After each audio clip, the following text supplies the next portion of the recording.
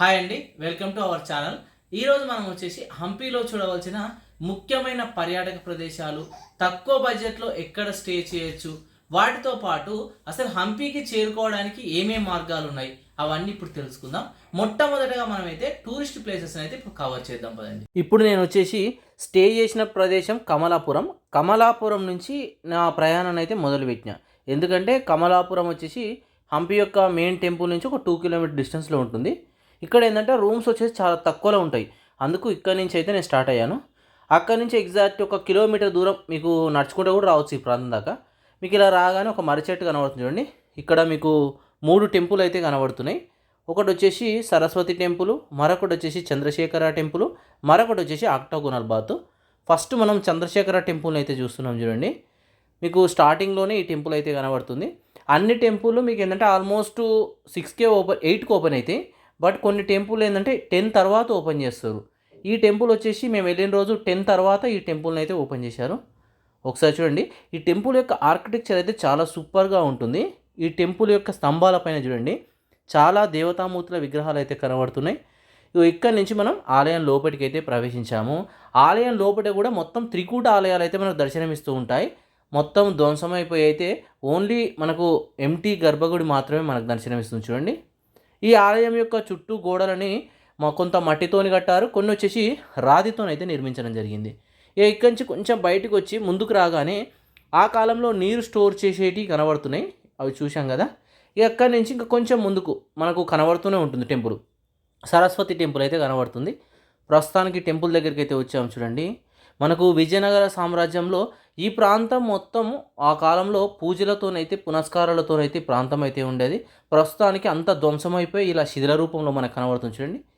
ఆ గర్భగుడి పైన మనకు ఆ ప్రాంతం మొత్తం ఇటుకలతోని మట్టితోని కట్టారు. మిగతా అంత ప్రాంతం వచ్చేసేమో రాతితో ఉన్నది. గర్భగుడి పైన ఉన్న ప్రాంతాన్ని మాత్రం మనకు మట్టి ఇటుకతోనైతే నిర్మించారు. ఇక సరస్వతి టెంపుల్ చూశాక ఇక్కడి నుంచి కొంచెం ముందుకు రాగానే మీకు ఆక్టోగోనల్ బాత్ అయితే కనబడుతుంది చూడండి. ఈ బాత్ చాలా స్పెషల్గా మనం చెప్పుకోవచ్చు. ఆ మధ్యలో చూడండి ఫౌంటైన్ బాగుంటుంది, అందులోకి వెళ్ళి వాటర్ అనేది ఇలా పైకి వస్తూ ఉండేదట. ఆ చుట్టూ వచ్చేసి మనకు నీటి సరఫరా అయ్యేటట్టు నిర్మించారు. అయితే మీకు ఇక్కడ కింది నుంచి నీళ్ళు పోయేటట్టు కూడా ఆ కింద చూడండి రంధ్రాలను కూడా ఏర్పాటు చేశారు. ఈ ప్రాంతం మొత్తం ఒకసారి చూడండి. ఇవన్నీ ఇండ్లు ఏంటంటే మనకు దేశ విదేశాల నుంచి అతిథులు వచ్చినప్పుడు ఈ ప్రాంతంలోనే స్టే చేయించేవారట. ఇప్పుడు మొత్తం శిథిలమైపోయి రాళ్ళ రూపంలో కనబడుతుంది. వాళ్ళు సేద తీరడానికి, స్నానాలు చేయడానికి ఇప్పుడు మనం చూసిన ఆక్టోగనల్ బాత్ అయితే ఉపయోగించేవారట. ఈ ప్రాంతాన్ని అయితే ఒకసారి చూడండి మొత్తం శిథిలమైపోయి కనబడుతుంది. ఇక్కడి నుంచి మళ్ళీ మీరు రోడ్ పైకి వచ్చి ఒక 200-300 మీటర్స్ దూరం నడుచుకుంటూ రాగానే మీకు రోడ్ పక్కనే ఒకసారి చూడండి అటు రోడ్ నది. ఇక్కడ మీకు క్వీన్స్ బాత్ అయితే కనబడుతుంది. ఈ ప్రాంతాన్ని మనకు క్వీన్స్ ప్యాలెస్ కూడా అంటారు. ఒకసారి చూడండి ప్యాలెస్ని అయితే. ఇక్కడ ఏంటంటే విజయనగర సామ్రాజ్యంలో రాణులు వచ్చేసి ఇక్కడనే స్నానాలు అయితే చేసేవారట. ఇక చూడండి చుట్టూ నీటి సరఫరా ఇట్లా మామూలుగా మూవ్ అవుతూనే ఉండేదట. ఇక్కడ స్పెషల్ ఏంటంటే మీకు తుంగభద్ర నది నుంచి ఇక్కడికి నీటి సరఫరా అయ్యేటట్టయితే ఆ 100 సంవత్సరాల క్రితమే నిర్మించడం అయితే జరిగింది. అక్కడ నీరు అక్కడి నుంచి ఆటోమేటిక్గా ఈ ప్రాంతానికి వచ్చేటట్టు అయితే నిర్మించారు. ప్రస్తుతానికి మనం లోపలికి అయితే వెళ్తున్నాం చూడండి. ఒకసారి లోపలికి వెళ్ళి మీకు బాత్ ఎలా ఉందో చూపిస్తాను. ఇక్కడ సెక్యూరిటీ వాళ్ళు కూడా మనం అయితే ఉండడం గమనించవచ్చు. ఇలా రాగానే మీకు ఈ బాత్ అయితే కనబడుతుంది చూడండి. ఎంత చక్కగా ఉందో చూడండి. ఈ విజయనగర సామ్రాజ్యంలో రాణులు స్నానాలు చేసిన మహల్గా, ప్యాలెస్గా మనం అయితే చెప్పుకోవచ్చు. అద్భుతమైన ఆర్కిటెక్చర్తోనైతే ఈ ప్యాలెస్ అయితే ఉంటుంది. ఇప్పటికీ మనకు ఈ కాలంలో నిర్మించిన ప్యాలెస్ లానే మనకైతే దర్శనమిస్తుంది. మనకు ఇక్కడ ఎన్నో ధ్వంసమైపోయినా ఇప్పటికీ మనమైతే ఆ రాజుల కాలం నాటి కొన్ని ఆనవాళ్ళను అయితే చూడగలుగుతున్నాం. అక్కడి నుంచి కొంచెం ముందుకు 200 మీటర్స్ దూరం రాగానే రైట్ సైడ్లో ఒక టెంపుల్ కనబడదు కదా, ఆ టెంపుల్ అయితే దర్శనం చేసుకోండి. అక్కడి నుంచి ఇంకొక 100 మీటర్స్ దూరంలోనే మీకు కనబడుతూనే ఉంటుంది రాజుల యొక్క మెయిన్ ప్యాలెస్ దగ్గరికి అయితే వచ్చేసాం. మొత్తం శిథిలమైపోయిన రూపంలో కనబడుతుంది చూడండి. మీకు ఏంటంటే ఆ కాలం నాటి రాతి తలుపులను అయితే చూడొచ్చు, అక్కడ కనబడచ్చు చూడండి, అదే రాతి తలిపి. ఆ తలుపులు ఏంటంటే మామూలుగా ఎక్కడైతే మనకు కనబడాయి ఈ ప్రాంతంలో అయితేనే ఆ రాతి తలుపు అయితే ఇప్పటికీ దర్శనమిస్తుంది. కొన్ని వేల కిలోలతోని ఆ రాతి తలుపు అయితే ఉన్నది.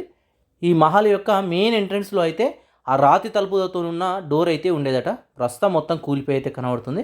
ప్రస్తుతానికి మనం మహానవమి దిబ్బ దగ్గరికి అయితే వచ్చాము చూడండి. మొత్తం 3 అంతస్తుల్లో అయితే ఈ మహానవమి దిబ్బ అయితే ఉన్నది. ఈ ప్రాంతంలో అంటే ఈ పై భాగాన వచ్చేసి మీకు 26 స్తంభాలతోనేమో పెద్ద మండపం ఉండేదట. ఆ పైన రాజుగారు కూర్చొని దసరా టైంలో పెద్ద పెద్ద ఉత్సవాలు అయితే ఇక్కడ జరిగేదట. మొత్తం ముందు భాగంలో వచ్చేసి అందరు కూర్చునేవారట. ఇక్కడ నుంచే వారు చూస్తూ అతిరథులు అంటే అతిథులు వచ్చిన వాళ్ళు ఈ పైన కూర్చొని ఇదంతా వాళ్ళైతే చూసేవాళ్ళట. ఒక అద్భుతమైన ప్లేసే ఈ మహానవమి దిబ్బగా అయితే మనం చెప్పుకోవచ్చు. ఇక్కడ నుంచి ప్యాలెస్ ఎంత సూపర్గా కనబడుతుంది చూడండి. అంతా శిథిలమైపోయినప్పటికీ ఇప్పటికీ చాలా భాగం అయితే మనం చూడగలుగుతున్నాం. ఇక్కడ వచ్చేసి ముఖ్యంగా మీకు 4 కోనేరులు అయితే మీకు దర్శనమిస్తూ ఉంటాయి. కొన్ని వచ్చేసి మంచినీటికి సంబంధించినవి ఉన్నాయి, కొన్ని వచ్చేసి మామూలుగా భటులు వాళ్ళు స్నానాలు చేయడానికి ఉపయోగించినవి, కొన్ని వచ్చేసి ప్రజలు మామూలుగా స్నానాలు చేయడానికి ఉపయోగించినవి. ప్రత్యక్షంగా ఒక్కటి వచ్చేసేమో ఓన్లీ రాజుగారు ఉపయోగించిన కోనేరు కూడా ఉంది. ఇప్పుడు మనం 2 చూసినాం కదా, ఆ 2 వచ్చేసి మామూలుగా ప్రజల కోసం వాటర్కి ఉపయోగించినవి మంచినీటికి. నీరు వచ్చేసి ఇలా తీసుకొచ్చేవారు మామూలుగా ఆ తుంగభద్ర నది నుంచి నీరు వచ్చేటప్పుడు ఎత్తుపల్లాలు ఉంటాయి కదా, ఇలా బ్రిడ్జ్ లాగా నిర్మించి ఆ పైనుంచి నీటిని అయితే తీసుకొచ్చేవాళ్ళు. చూడండి ఎంత చక్కగా ఆ కాలంలోనే అద్భుతమైన టెక్నాలజీతోనైతే నిర్మించారో. ఇలా వచ్చి ఈ కోనేరులో అయితే చేరేది. ఒకసారి ఈ కోనేరు చూడండి. ఈ పుష్కరిణి మాత్రం ఓన్లీ రాజుగారు మాత్రమే ఉపయోగించేవారు. చూడండి ఎంత సూపర్గా ఉందో. సుమారు మనకు 7 అంతస్తుల లోపటిలాగా ఉన్నది, లోపటి దాకా పోవచ్చు చూడండి. అక్కడి నుంచి మీరు ఇంకా కొంచెం ఇలా ముందుకు వస్తే పబ్లిక్ బాత్ అయితే కనబడుతుంది. ఒకసారి చూడండి. ఇక్కడ వచ్చేసి మామూలుగా ప్రజలు ఉపయోగించుకునేదిగా చెప్పుకోవడం అయితే జరుగుతుంది. ఇక్కడికి కూడా మనకు నీటి సౌకర్యం మొత్తం ఆ తుంగభద్ర నది నుంచి వచ్చేటట్టే వాళ్ళైతే ఏర్పాటు చేశారు. అయితే ఇంటర్లాకింగ్ సిస్టమ్ అయితే చాలా బాగుంది. ఆ నీరుని ఎటు వదలాలి, ఏం చేయాలి, ఇక్కడ ఉన్న టెక్నాలజీ మాత్రం చాలా సూపర్గా అయితే ఉంది. అక్కడ చూశాక అక్కడి నుంచి కొంచెం ముందుకు వస్తూ ఉంటే రాయల్ ప్యాలెస్ అయితే ఉంది, రాజుగారు నివసించిన ఇల్లు అయితే ఉంది. ప్రస్తుతానికి అదేంటంటే శిథిలమైపోయి జస్ట్ కింద బేస్మెంట్ మాత్రమే ఉంది. అక్కడి నుంచి ఇంకా కొంచెం మీకు ముందుకు రాగానే అండర్ గ్రౌండ్ సీక్రెట్ ఛాంబర్ అయితే ఉంటుంది. రాజుగారు భూమి లోపల నిర్మించుకున్న ఇల్లు విజయనగర సామ్రాజ్యంలో ఇది వచ్చేసి మెయిన్గా మనం అయితే చెప్పుకోవచ్చు. ఒకసారి మీకు ఈ పైనుంచి అయితే చూడండి ఛాంబర్ ఎలా కనబడుతుందో. ఇక్కడ నుంచి ఏంటంటే రాజుగారు డైరెక్ట్ కోట బయటి భాగానికి వెళ్ళేటట్టు అండర్ గ్రౌండ్లో అయితే మనకు నిర్మించారట. ఆ సొరంగాల నుంచి బయటికి కూడా వెళ్ళడానికి వీలుగా అయితే ఈ ఛాంబర్ నుంచి సదుపాయాలు అయితే ఉన్నాయట. ఒకసారి మీకు ఛాంబర్ లోపలికి వెళ్ళి అయితే చూపిస్తా చూడండి. మొత్తం చీకటి గది ఇలా ఉంది కదా, ఇలా చుట్టూ తిరగడానికి వీలుగా కూడా ఉంది. అక్కడ నుంచి మనం బయటికి వెళ్ళడానికి వీలుగా కూడా ఉంది. ఆ ఛాంబర్ చూసాక కొంచెం ముందుకు వస్తే మీకు మరొకటి కనబడుతుంది చూడండి. ఇదే కింగ్స్ ఆడియన్స్ హాల్గా చెప్పడం జరుగుతుంది. రాజుగారు ఇక్కడ పైన కూర్చొని ఇక్కడ వచ్చేసి కింద మిగతా వాళ్ళు కూర్చునే వాళ్ళు సభను అయితే ఈ పైనుంచి అయితే నిర్వహించేవారట. ఒకసారి చూడండి ఇదంతా వ్యూ ఎంత చక్కగా కనబడుతుందో. ఆ మహానవి దీప్ వచ్చేసి అక్కడన్నది, అక్కడికి వెళ్ళి ఇక్కడికైతే వచ్చాము. ఇక్కడ మరొక ఇంట్రెస్టింగ్ కూడా ఉంది. రైట్ సైడ్ చూడండి, ఆ దూరంలో వచ్చేసి ఎక్కువ తప్పు చేసిన వాళ్ళని శిక్షించేది ఉంటుంది కదా, మామూలుగా ఇట్లా ఉరి తీస్తారు సంథింగ్ అలా, అటువంటిది కూడా అక్కడనే ఉన్నది. కొంచెం దూరం రాగానే మీకు గుర్రాలకు సంబంధించిన తొట్టే కూడా ఉంది, చూసాం చూడండి ఇప్పుడే. ఇక్కడి నుంచి కొంచెం దూరం నడుచుకుంటూ రాగానే మీకు హజరా రామ టెంపుల్ అయితే ఉంటుంది. ఈ టెంపుల్కి మనకు చాలా ప్రత్యేకతలు అయితే ఉన్నాయి. ఇప్పుడు మన లెఫ్ట్ సైడ్ వచ్చేసి మీకు ఆ కాలంలో వంటశాల అయితే ఉంది. ముఖ్యంగా ప్రత్యేకతలు ఏంటంటే ప్రతి ఆలయం దగ్గర వంటశాలలు కూడా నిర్మించారు. అక్కడనే వచ్చిన వాళ్ళు వండుకొని తిని వెళ్ళేటట్టుగా అయితే నిర్మించారు. ప్రస్తుతానికి మనం ఈ హజరా రామ టెంపుల్ లోపలికి అయితే వెళ్తున్నాం. ఈ టెంపుల్లో ప్రత్యేకత ఏంటంటే ప్రతి వాల్ పైన మహాభారతము, ఆ కాలం నాటి యుద్ధాలు అవి ఎలా జరిగాయి అవన్నీ సింబల్స్ అయితే ఇక్కడ మనకు చక్కగా ఈ గోడలపైన అయితే మనకు నిర్మించారు. ఒకసారి చూడండి, మీకు చూస్తేనే తెలుస్తుంది. పక్కనే మనకు పెద్ద మండపం ఉంది చూడండి, ఈ మండపంలోనే మనం అయితే ఉన్నాము. ఇక్కడికి కూడా వాటర్ ఏంటంటే డైరెక్ట్ ఆ తుంగభద్ర నది నుంచి నీరు వచ్చేటట్టే నిర్మించారు. ఒకసారి చూడండి, ఈ కాలువలలో వచ్చి ఇక్కడ బావి ఉన్నది కదా, ఈ బావిలో అయితే స్టోర్ అయ్యేటి అట. ఈ బ్యాక్ సైడ్ నుంచి హజరా రామ టెంపుల్ని అయితే చూడండి. స్వామివారికి అభిషేకం చేశాక వచ్చే పాలు కానీ నైవేద్యం కానీ వచ్చేది ఇక్కడైతే కనబడుతుంది. ఈ ఆలయంలోనికి ప్రవేశించడానికి మొత్తం ప్రధానంగా 2 మార్గాలు అయితే ఉన్నాయి. ఒక సైడ్ మనం ఇప్పుడు వచ్చాం కదా, ఇది వచ్చేసి మరొక సైడు. ఆలయంలోనికి ప్రవేశించడానికి మొత్తం 3 మార్గాలు అయితే ఉన్నాయి. ఒకటి అటు సైడ్, ఒకటి ఇటు, ఒకటి బ్యాక్ సైడ్ ఉంది. ఇక్కడ కూడా ఒక చిన్నది అయితే ఉంది. ఇక్కడైతే మరొక మండపం కూడా ఉంది. ఒకసారి చూడండి, ఆలయ గోడలపైన మీకు ఎంత చూసినా ఇంకా చూడాలనిపించే విధంగా ఉంటుంది. ఈ ప్రాంతం ఉందా, ఇక్కడ వచ్చేసి మీకు ధాన్యాగారం ఉంది, ఆ దూరంలో చూస్తుంది ధాన్యాగారం. ఒకసారి చూడండి, ఇక్కడ వచ్చేసి విజయనగర సామ్రాజ్యంలో కాయిన్స్ని అయితే ప్రింట్ వేసేవాళ్ళట. ఇప్పుడు మన కాలంలో అమౌంట్ ఉంది కదా మామూలుగా, వాళ్ళ కాలంలో వచ్చేసి కాయిన్స్ ఉండేది కదా, ఆ కాయిన్స్ ప్రింటింగ్ మొత్తం ఇక్కడే జరిగేదట. ఇక అక్కడి నుంచి అలానే కొంచెం ముందుకు వస్తే ఆర్కియలాజికల్ మ్యూజియం ఉంది, కావాలంటే మ్యూజియం అయితే చూడండి. ఎటువంటి ఎంట్రీ టికెట్ అయితే విజయనగర సామ్రాజ్యంలో లేదు. అయితే ఇప్పుడు మనం చూస్తున్న ఈ ప్యాలెస్లు చూడాలంటే ఒక 40 రూపీస్ అయితే మనం పే చేయాలి. వాటితో పాటు మనకు ఆ 40 రూపీస్లోనే విజయ విఠల టెంపుల్ కూడా ఇంక్లూడింగ్ అయితే ఉంటుంది. ఇప్పుడు మనం చూస్తుంది వచ్చేసి రాణిగారి యొక్క ప్యాలెస్, ఓన్లీ బేస్ మాత్రమే మిగిలినది. అక్కడ వచ్చేసి ఒక క్లాక్ టవర్ అయితే ఉంటుంది. ఇగో ఇది వచ్చేసి మీకు రాణిగారు స్నానం చేయడానికి ఉపయోగించిన నీటి కొలను. ఇక్కడి నుంచి కొంచెం ముందుకు వస్తే లోటస్ మహల్ అయితే ఉంటుంది. ఇది వచ్చేసి మనకు రాణిగారు ఉపయోగించిన మహల్గా మనం అయితే చెప్పుకోవచ్చు. మొత్తం ఈ మహల్ ఏంటంటే మీకు 2 అంతస్తులు అయితే నిర్మించారు చూడండి. ఆ పైన అయితే చాలా బాగుంటుందట, ఆర్కిటెక్చర్ కూడా చాలా అద్భుతంగా ఉంటుందని చెప్పడం జరిగింది. బట్ ఏంటంటే పై వరకు మననైతే అలౌ చేస్తలేరు. ఒకసారి చూడండి, మొత్తం బంగారంతో పూత పూస్తే ఎలా మెరుస్తుందో అలా మెరిసినట్టు అనిపిస్తుంది చూడండి. కింద చూడండి, మొత్తం స్టోన్తోనే నిర్మించారు. అసలు మీకు ప్యాలెస్లు ఇవి ఏవి చూసినా మొత్తం రాతితోనే నిర్మించినాయి. ఇక్కడి నుంచి పైకి అయితే ఎక్కొచ్చు, బట్ పైకి అయితే ఓనివ్వట్లేదు. చూడండి ఒకసారి వ్యూ ఎంత చక్కగా కనబడుతుందో. అక్కడ వచ్చేసి క్లాక్ టవర్ అయితే ఉంది. మొత్తం 2 క్లాక్ టవర్లను అయితే ఇక్కడ మనం చూడొచ్చు. ఇక్కడ చూశాక కొంచెం ముందుకు రాగానే మీకు విజయనగర సామ్రాజ్యంలో ఏనుగులు గుర్రాలు ఉంటాయి కదా, వాటికి సంబంధించిన మనకు పార్కు ఇది అంటారు కదా, అదైతే ఉంది. ఈ ప్రాంతాన్ని ఏంటంటే ఎలిఫెంట్ స్టేబుల్ అనడం అయితే జరుగుతుంది చూడండి. ఇక్కడనే ఏనుగులను వచ్చేసి వాళ్ళు ఉంచేవాళ్ళట. చూడండి ఒక్కొక్క ఏనుగు ఈ విధంగా అయితే నిర్మించారు. చూడండి ఎంత దృఢంగా ఉన్నారో. అయితే విజయనగర సామ్రాజ్యంలో ఆ కాలంలో ప్రజలను మాత్రమే చాలా మంచిగా చూసుకునే వాళ్ళని వినేవాళ్ళం. ఇక్కడ చూస్తే చూడండి, వారి దగ్గర ఉన్న మామూలు గుర్రాలను జంతువులను కూడా ఎంత చక్కగా చూసుకునే వాళ్ళో ఒకసారి ఈ కట్టడాలను చూస్తేనే తెలుస్తుంది. వావ్ ఎంత సూపర్గా ఉంది చూడండి. అయితే మామూలుగా ఈ విజయనగర సామ్రాజ్యంలో ఎక్కువ భాగం కింద వచ్చేసి మొత్తం రాతితో నిర్మించారు, పైన వచ్చేసి డిఫరెంట్గా అయితే ఉన్నాయి. ఇక్కడ వచ్చేసి గార్డ్స్కి సంబంధించిన హౌజెస్, మామూలుగా వీటిని పోషించే వాళ్ళు ఉంటారు కదా, గుర్రాలు ఏనుగులు, వారు కోసం హౌజెస్ని అయితే నిర్మించారు. అక్కడ చూశాక ఇక నడుచుకుంటూ సేమ్ స్టేటే వచ్చేసేయండి. ఇంకా కొంచెం ముందుకు వెళ్తూ ఉంటే చిన్న చిన్న ఆలయాలు అయితే ఉంటాయి. ఆ ఆలయాల నేమ్స్ అయితే మనకు తెలియదు. బట్ అక్కడి నుంచి కొంచెం ముందుకు వచ్చాక ఇక్కడ మీకు మరొక ఆలయం అయితే కనబడుతుంది చూడండి. ఈ ఆలయం వచ్చేసి జైన ఆలయంగా చెప్పడం అయితే జరుగుతుంది. కొంచెం ఏంటంటే ఈ ఆలయం ఇట్లా భూమి లోపట్టుకున్నట్టు అయితే ఉంటుంది. ఒకసారి లోపలికి వెళ్ళి చూపిస్తా చూడండి. ముఖ్యంగా ఏంటంటే విజయనగర సామ్రాజ్య కాలం నాటి లిపిని అయితే ఇక్కడ చూడొచ్చు. ఒకసారి చూడండి, ఈ గోడల పైన మీకు ఎక్కడ చూసినా విజయనగర సామ్రాజ్యం నాటి లిపియే మనకు కనబడుతుంది. బట్ ఆ భాష అయితే మనకు అర్థం కావట్లేదు. ఇలా లోపలికి వచ్చి చూస్తే ఇలా అయితే ఉంది చూడండి. బావు సూపర్గా ఉంది కదా. ఇక్కడ వచ్చేసి బావి ఉంది. అయితే ప్రతి ఆలయం దగ్గర ఒక బావి అయితే ఉంది. మరి ఎందుకు నిర్మించారో మనకైతే తెలియదు. నీటి స్టోరింగ్కి అని నేనైతే అనుకుంటున్నాను. ఇక్కడ గణనాథుని మండపం అయితే ఉంది కానీ శిథిలమైపోయి అయితే కనబడుతుంది. అక్కడి నుంచి నడుచుకుంటూ కొంచెం ఇలా ముందుకు రాగానే నీకు వైష్ణవ టెంపుల్ అయితే కనబడుతుంది చూడండి. విష్ణువుది చాలా సూపర్గా ఉంటుంది. బట్ ఏంటంటే ఈ టెంపుల్ కొంచెం శిథిలావస్థలో ఉన్నట్టయితే అనిపిస్తుంది. ఎటువంటి ప్రమాదాలు జరగకుండా చాలా దృఢంగా అయితే అన్ని ఏర్పాట్లు అయితే చేశారు. ఒకసారి ఇక్కడ కూడా చూడండి, స్తంభాల పైన ఎంత చక్కగా దేవతామూర్తుల విగ్రహాలు మీకు కనబడుతున్నాయో. ఒకసారి పైన కూడా చూడండి, మొత్తం స్టోన్తోనే నిర్మించారు. ఈ విజయనగర సామ్రాజ్యం ఆల్మోస్ట్ మనకు 250 సంవత్సరాలు 300 సంవత్సరాలు అయితే వాళ్ళైతే పరిపాలించారు. వాళ్ళు పరిపాలించినప్పుడు అసలు ఇన్ని నిర్మాణాలు చేపట్టారంటే, అసలు ఆ విజయనగర సామ్రాజ్యం 1760 తర్వాత అంతం కాకపోయి ఉంటే ఇప్పటికీ ఈ సామ్రాజ్యాన్ని అయితే మనమే చూసేవాళ్ళం. ఎందుకంటే ప్రపంచంలోనే అత్యంత ధనిక రాజ్యం వచ్చేసి ఈ విజయనగర సామ్రాజ్యంగా మనమైతే చెప్పుకోవచ్చు. ఎందుకంటే ఇక్కడి నుంచే దేశ విదేశాలకైతే వజ్రాలు వైడూర్యాలు గుర్రాలు అన్నీ వెళ్ళేటియట. వావ్ ఒకసారి ఆలయం లోపల చూడండి ఎంత చక్కగా ఉందో. బట్ ఏంటంటే గర్భగుడిలో మాత్రం ఆలయం అయితే మొత్తం ధ్వంసం అయిపోయింది. ఎటువంటి దేవుడు అయితే మనకు దర్శనం ఇవ్వట్లేదు. ఇక్కడ చూసాం కదా, ఇక్కడి నుంచి కొంచెం ముందుకు వస్తే ఇక్కడ మరొక ఆలయం అయితే ఉంది. ఒకసారి ఈ ఆలయాన్ని కూడా సందర్శించండి. కొంచెం దూరం ఉంది, బట్ నేను వెళ్ళలేదు. వెళ్ళాలనుకుంటే మీరు అదే రూట్లో వెళ్ళండి. అక్కడి నుంచి మీకు మళ్ళా కొంచెం ముందుకు వచ్చేసేయండి. అలానే ముందుకు వస్తే తెనాలి రామకృష్ణ యొక్క హౌస్ అయితే ఉంటుంది. మనకు విజయనగర సామ్రాజ్యంలో తెనాలి రామకృష్ణుని యొక్క గొప్పతనాన్ని అయితే మనం చూసి ఉంటాం సినిమాల్లో. బట్ ఆయన హౌస్ చూడాలంటే మాత్రం విజయనగర సామ్రాజ్యానికి మనం రావాల్సిందే. అక్కడి నుంచి కొంచెం ముందుకు వస్తే మీకు అండర్ గ్రౌండ్ శివ టెంపుల్ అయితే ఉంటుంది. మనకు విజయనగర సామ్రాజ్యంలోనే చాలా ప్రత్యేకమైన టెంపుల్ వచ్చేసి ఈ అండర్ గ్రౌండ్ శివ టెంపుల్గా మనమైతే చెప్పుకోవచ్చు. ఈ ప్రాంతంలో మొత్తం ఒకటే దగ్గర ఉన్న టెంపుల్ అన్నీ వాక్ చేసుకుంటా మనం చూడాల్సినవి.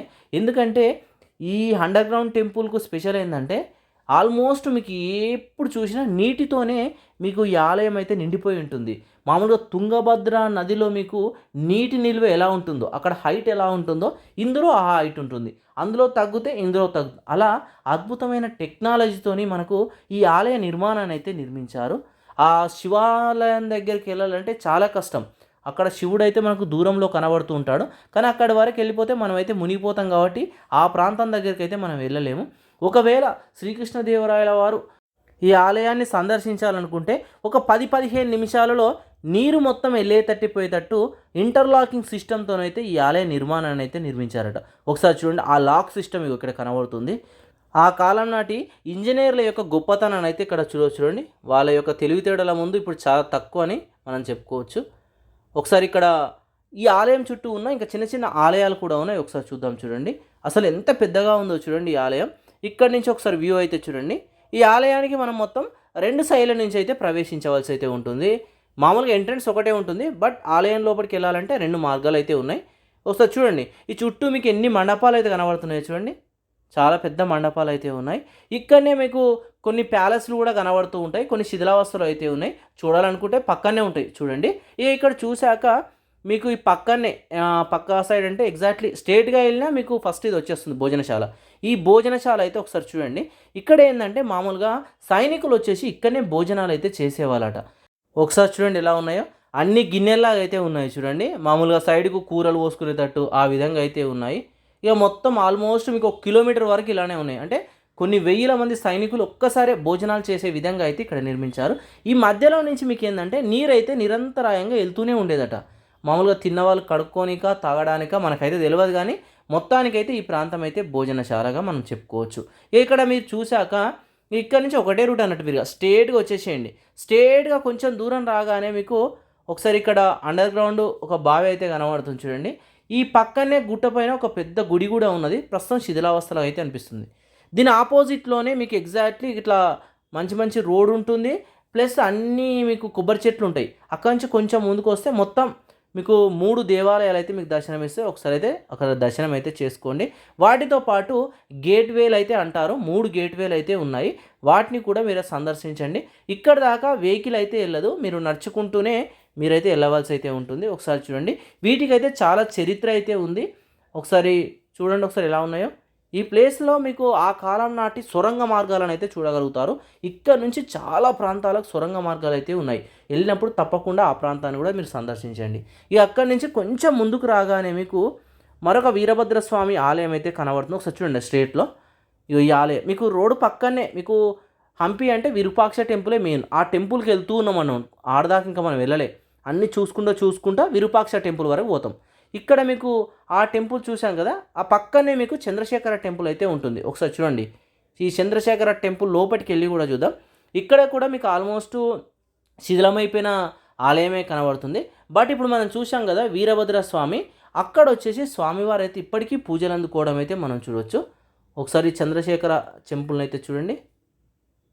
వావ్, ఆలయం చాలా బాగుంది, కానీ మొత్తం శిథిలమైపోయిన రూపంలో కనబడుతుంది. ఆ పైనుంచి సూర్యకిరణాలు డైరెక్ట్ ఆ శివుని పైన పడేటట్టు లేదా దేవతామూర్తి మీద పడేటట్టు అయితే నిర్మించారు. ఇక్కడ అమ్మవారి టెంపుల్ అయితే ఉంది. ఇప్పటికీ పూజలు అందుకోవడం అయితే మనం చూడొచ్చు ఈ ఆలయం. ఎందుకంటే హంపీలో చాలా ప్లేస్లో అయితే పూజలు అందుకోవడం అయితే లేరు. ఇక్కడ మీకు కంప్లీట్ చేసుకొని కొంచెం దూరం వెళ్ళగానే రైట్ సైడ్లో మీకు సరస్వతి అమ్మవారి టెంపుల్ అయితే ఉంటుంది. కొంచెం చీదు ఉంటుంది ఈ ప్రాంతం అయితే. వెళ్ళాలనుకుంటే ఇక్కడ కూడా మీరు దర్శనం అయితే చేసుకోండి. చాలా వీడియోలు కూడా మనకు ఛానల్లో అయితే ఉన్నాయి. ఇక ఇక్కడ నుంచి కొంచెం ముందుకు రాగానే మీకు ఆల్మోస్ట్ మెయిన్ టెంపుల్ దగ్గరికి వస్తూ ఉంటే లక్ష్మీ నరసింహస్వామి ఉగ్రరూపం అయితే మనకు దర్శనమిస్తుంది.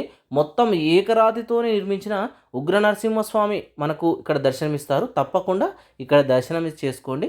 ఆ పక్కనే మీకు మనకు బడవలింగ ఆ గుడి అయితే ఉంటుంది. ఇక్కడ శివలింగం ఏంటంటే చాలా పెద్దగా ఉంటుంది.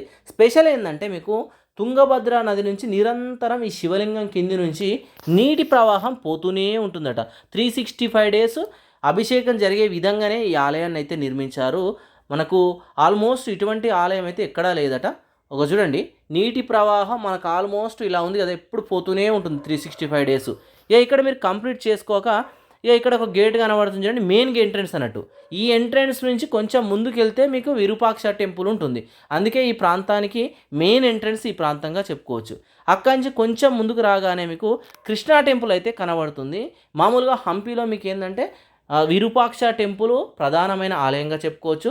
తర్వాత కృష్ణా టెంపుల్, విజయ విఠల టెంపుల్, ఇవి వచ్చేసి ప్రధానమైన ఆలయంగా చెప్పుకోవచ్చు. ఇక్కడ ఉన్న బజార్లు కూడా చాలా పెద్దగా ఉంటాయి. ప్రస్తుతానికి మనం కృష్ణా టెంపుల్కి అయితే వచ్చేసాం చూడండి. అసలు ఈ ఆలయం పైన చూడండి అద్భుతమైన శిల్పకళా నైపుణ్యం అయితే మనకు కనబడుతుంది. అప్పటి వాళ్ళ యొక్క గొప్పతనాన్ని అయితే ఈ ఆలయాలు చూస్తేనే మనకైతే తెలుస్తుంది. ఒకసారి ఈ ఆలయ నిర్మాణాన్ని చూడండి ఎంత చక్కగా కనబడుతుందో. ఇంత గొప్ప ఆలయాలు వచ్చేసి ఇప్పటి పూజలు అందుకోవడం లేదంటే అది బాధగా వేస్తుంది. ఎందుకంటే మన హిందూ సంస్కృతి యొక్క గొప్ప నిర్మాణాలు ఇప్పటికీ ఇలా శిథిలమైపోయిన రూపంలో అయితే మనం చూడగలుగుతున్నాం.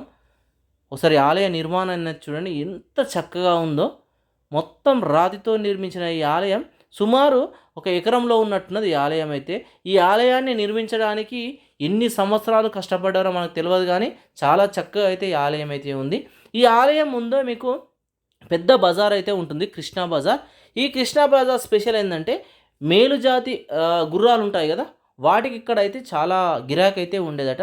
ఇక్కడ నుంచి మనకు దేశ విదేశాల నుంచి వచ్చిన వాళ్ళు, మన దేశంలో ఉన్న వాళ్ళు వర్తక వ్యాపారాలు అయితే ఇక్కడ జరిగేటియట. ఏంటంటే ఈ ప్రాంతంలో మీకు చాలా బజార్లు ఉంటాయి. కొన్ని బజార్లలో వచ్చేసి వజ్రాలు, బంగారం అమ్మేవాళ్ళట. కొన్ని దాంట్లో వచ్చేసి గుర్రాలు ఇలా అమ్మేవాళ్ళు. కొన్ని దాంట్లో వచ్చేసి ధాన్యాలు, అలా సపరేట్గా అయితే ఈ విజయనగర సామ్రాజ్యంలో అయితే ఉండేటియట. అక్కడి నుంచి ఇలానే ముందుకు వస్తే మీకు కృష్ణ యొక్క పుష్కరిణి కూడా మనకు దర్శనమిస్తుంది. ఈ పుష్కరిణి కూడా చూడండి ఎంత పెద్దగా ఉందో. మీకు ఏంటంటే ఏ కాలంలో చూసినా ఈ నీటి ఉంటాయి కదా, ఈ పుష్కరిణిలో వచ్చేసి నీరు వచ్చేసి చాలా నిండుగానే మనకు కనబడతాయి. చూడండి ఆ కాలంలో అంటే సుమారు ఒక 5 నుంచి 700 సంవత్సరాలు అయితే అయి ఉంటుంది. 1336 ఆ టైంలో విజయనగర సామ్రాజ్యం అయితే ఏర్పడింది. అప్పుడు నిర్మించిన నీటి కోనేరులు ఇప్పటికీ చాలా చక్కగా ఉన్నాయి. స్వచ్ఛమైన నీరు కనబడుతున్నాయి చూడండి. ఇవన్నిటికీ మీకు తుంగభద్ర నది నుంచి అటాచ్మెంట్ అయితే నిర్మించారు. ఇక్కడ చూశాక కొంచెం ముందుకు నడుచుకుంటూ వచ్చినా సరే మీకు శశివేకాలు గణేష్ అయితే కనబడుతుంది. ఇక్కడ మాకు గణేశుడు అయితే ఒక మండపంలో మనకు దర్శనమిస్తున్నాడు చూడండి, చాలా చక్కగా ఉంటాడు. బ్యాక్ సైడ్ వచ్చేసి ఆ విగ్రహం బ్యాక్ సైడ్ మాకు శివపార్వతులు అయితే మనకు దర్శనమిస్తారు. ఇక ఇక్కడ కంప్లీట్ చేసుకొని ఆ పక్క నుంచే కొండపైకి అయితే దారి ఉంటుంది. ఈ మెట్ల మార్గంలో మనం కొండపైకి అయితే చేరుకోవాల్సి అయితే ఉంటుంది. ఈ కొండపైన స్పెషల్ ఏంటంటే ఈ కొండపైన చూస్తే విజయనగర సామ్రాజ్యం ఆల్మోస్ట్ కనబడుతుంది. అలా అయితే ఈయన్ని నిర్మించారు. హేమకుంట హిల్ అని అయితే ఈ ప్రాంతాన్ని అయితే అంటారు.